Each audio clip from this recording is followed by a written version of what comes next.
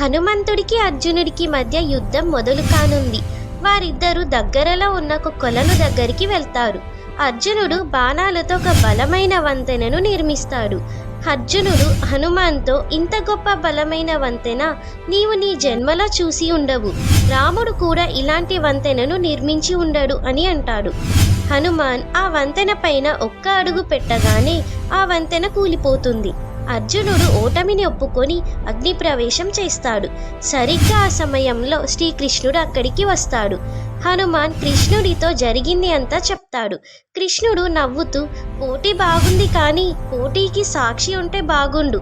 ఇప్పుడు సాక్షిగా నేను ఉంటాను. మీరు మళ్ళీ మొదలు పెట్టండి. నేను చెప్తాను ఎవరు గెలిచారు, ఎవరు ఓడిపోయారు అని. ఈసారి అర్జునుడు ఇంకా బలంగా వంతెన నిర్మిస్తాడు.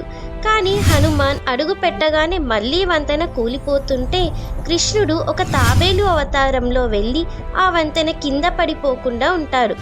హనుమాన్ ఆశ్చర్యంతో, ఇదేంటి, వంతెన ఇంత బలంగా ఉంది అని వెంటనే కృష్ణుడి వైపు చూస్తాడు. కృష్ణుడు కనిపించడు. అప్పుడు హనుమాన్ ఇది అంతా కృష్ణుడి మాయ అని అర్థం చేసుకొని ఓటమిని ఒప్పుకొని కురుక్షేత్ర యుద్ధంలో అర్జునుడికి తోడుగా ఉంటాడు. మన ఛానల్కి ఫస్ట్ టైం వస్తే లైక్, షేర్ అండ్ సబ్స్క్రైబ్